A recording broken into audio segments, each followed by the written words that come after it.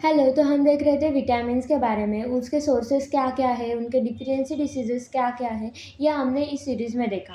इस सीरीज़ का पार्ट 5 तक हमने विटामिन डी तक देखा और इस पार्ट 6 में हम देखेंगे विटामिन ई एंड के बारे में। तो चलो वीडियो को शुरू करते हैं। तो अब हम देखते हैं विटामिन ई के सोर्सेज़ के बारे में, यानी कि किन-किन चीज़ों से हमें विटामिन ई मिल सकता है। विटामिन ई जो है हमें वेजिटेबल्स ऑयल से मिलता है। तो इन वेजिटेबल ऑयल में विटामिन ई की मात्रा ज़्यादा होती है।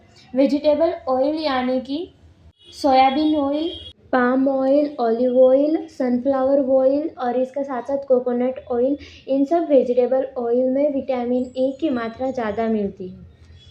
तो अब हम देखते हैं विटामिन ई के डिफिशियंसी के कारण हमें कौन कौन से डिसीज़ होते हैं। इसके वजह से जो हमारे मसल्स होते हैं वे वीक होते हैं और इसके साथ साथ हमारे आरबीसी की फ्रैजिलिटी इंक्रीज होती है। अब हमने ये देखा विटामिन ई के बारे में, अब हम देखेंगे विटामिन के बारे में। तो अब हम इसमें सबसे पहले देखते हैं विटामिन के क्या क्या सोर्सेस है, यानी कि हमें विटामिन के किन किन सोर्सेस से मिल सकता है।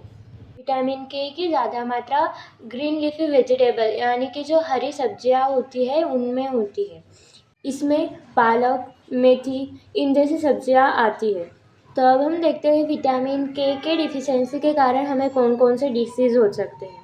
तो विटामिन के डिफिशियंसी की वजह से हमारे जो ब्लड क्लॉटिंग का टाइम होता है वो इंक्रीज़ होता है, यानी कि नॉर्मल क्लॉटिंग टाइम से हमारे ब्लड क्लॉट होने को ज़्यादा टाइम लगेगा। इस वजह से हमें इंजरी होने के बाद हमारा ब्लड लॉस ज़्यादा होगा और ब्लड डिफिशियंसी आएगी।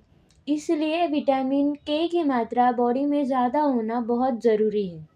तो हमने इस विटामिन्स के सीरीज़ में vitamin A, B, C, D, E and K बारे में देखा। तो कैसी लगी आपको ये पूरी series? Thank you for watching. Like, share and subscribe.